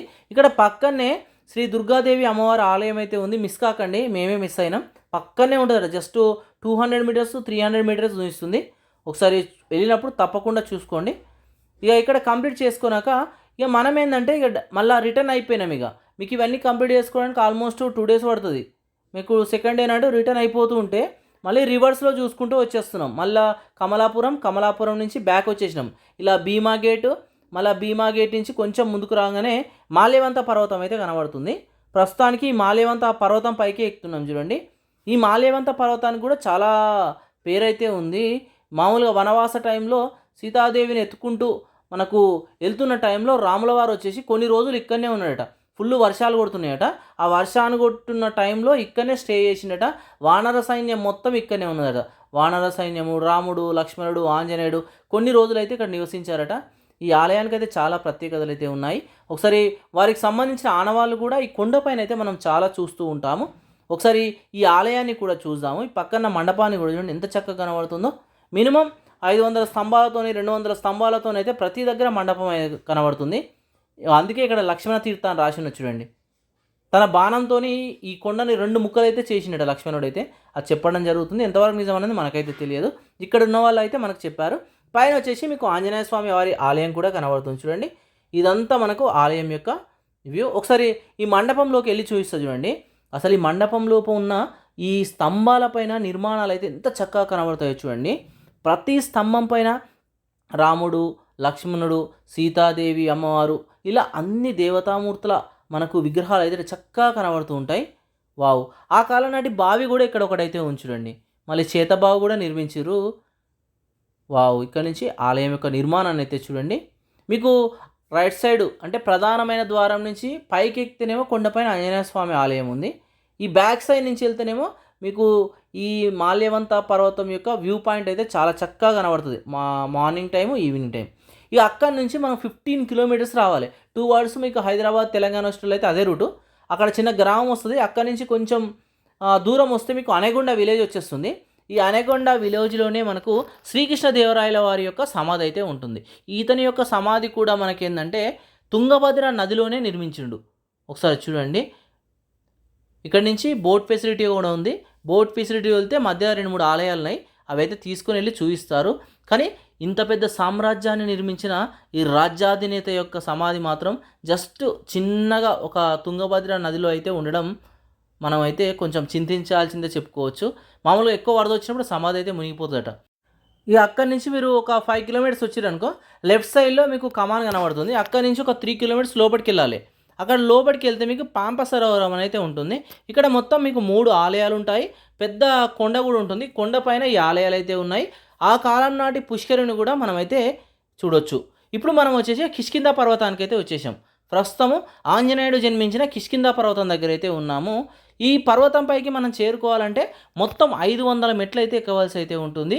మామూలుగా వేరే ఫెసిలిటీ అయితే ఈ కొండపైకి అయితే లేదు. ఈ పర్వతాన్ని అంజనాద్రి హిల్ అని పిలవడం కూడా జరుగుతుంది. ఈ ప్రస్తుతానికి ఈ కొండపైకి అయితే మనమైతే చేరుకుంటున్నాం. చాలా కష్టంతో కూడుకున్న పనే. అందరం అయితే ఈ కొండపైకి చేరుకోలేము, ఎందుకంటే నిటారుగా మెట్లు అయితే ఉంటాయి. ఈ పైనుంచి చూస్తే మనకు విజయనగర సామ్రాజ్యం మొత్తం కనబడుతుందట. ఒకసారి మనం పైకి వెళ్ళాక అసలు సామ్రాజ్యం ఎలా ఉంది అదంతా అయితే చూద్దాం. ప్రస్తుతానికి మెట్ల మార్గంలో అయితే చేరుకుంటున్నాం చూడండి. మొత్తం మెట్లే ఉన్నాయి, బట్ చాలా సేఫ్టీగా ఈ మెట్లను అయితే నిర్మించారు. ఎటువంటి టికెట్ ప్రైస్ అయితే లేదు. వావ్, సూపర్గా ఉంది కదా.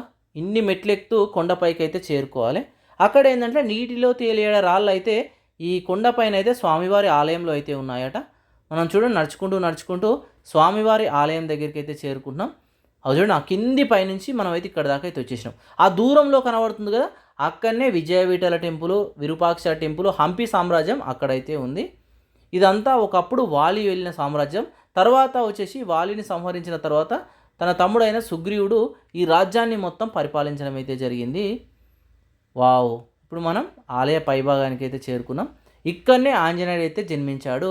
ఆంజనేయుడు జన్మించిన ప్రదేశమే ఈ కిష్కింద పర్వతం. హంపిలో చూడవలసిన ముఖ్యమైన పర్యాటక ప్రదేశాలలో ఈ ప్రదేశం కూడా ఒకటి. చూడండి భక్తులు ఎంతమందో అసలు కొబ్బరికాయలు కొట్టి అవి చేస్తూ స్వామివారిని అయితే దర్శనం అయితే చేసుకుంటారు. ఎక్కడ చూసినా మీకు భక్తులే దర్శనం ఇస్తున్నారు. చూడండి ఒకసారి. ఇప్పుడు ఆల్మోస్ట్ మీకు 96 టూరిస్ట్ ప్లేస్ అయితే చూపించాను. ఆల్మోస్ట్ మీరు అయితే చూపించారు కదా. అయితే మీకు ముఖ్యంగా హంపి విరూపాక్ష టెంపుల్ దగ్గర రూమ్ తీసుకుంటే మాత్రం 1000 రూపీస్లో రూమ్ అయితే వస్తుంది. లేదు మీరు కమలాపురం దగ్గర ఉంటాము అనుకుంటే ఎగ్జాక్ట్లీ కమలాపురం బస్ స్టాప్ ఆపోజిట్లోనే మనకు రూమ్స్ అయితే ఉంటాయి. అక్కడ 500 రూపీస్లోనే రూమ్స్ అయితే మనకు అందుబాటులో అయితే ఉన్నాయి. మీకు 2 అవర్స్ వేరే రూట్లోకి అడిగితే మాత్రం 1800 2000 అయితే పెడుతురు. ఒకసారి చూసి తీసుకోండి. నేను చెప్పే అడ్రస్ మాత్రం exactly Kamalapuram bus stop opposite రూమ్సే. అక్కడ మన తెలుగు వాళ్ళే ఉన్నారు. ఒకసారి చూసి అయితే చూసుకోండి. ఇవి వచ్చేసి రూమ్స్ విషయాలు. ఇక్కడికి చేరుకునే విధానం మాత్రం ఒకటైతే బస్ ఫెసిలిటీ అయితే ఉంది. అక్కడి నుంచి డైరెక్ట్ హంపి వరకు బస్సెస్ అయితే ఉన్నాయి. ఒక 1200 1400 ప్రైజెస్ అయితే ఉంది. లేదు మీకు తక్కువ బడ్జెట్లో వెళ్ళాలనుకుంటే మాత్రం ట్రైన్ ఫెసిలిటీ కూడా ఉంది. బట్ ట్రైన్ ఏంటంటే హోస్పేట్ వరకు వస్తుంది. మీకు 500 400 ట్రైన్ టికెట్ అయితే ఉంటుంది. మళ్ళీ హోసపేట నుంచి హంపికి రావాలంటే 10 కిలోమీటర్స్ అయితే ఉంటుంది. అక్కడి నుంచి ఆటోస్ కానీ బస్సెస్ కానీ అవైలబుల్గా అయితే ఉన్నాయి. ఒకసారి చూసి మీరు టూర్ ప్లాన్ అయితే చేసుకోండి. మీరు ఎలా ప్లాన్ చేసుకున్నా ఒక 3000 రూపీస్లో అయితే మీకు ఇవైతే కంప్లీట్ చేసుకోవచ్చు. ఇది హంపి యొక్క విశేషాలు. Thank you.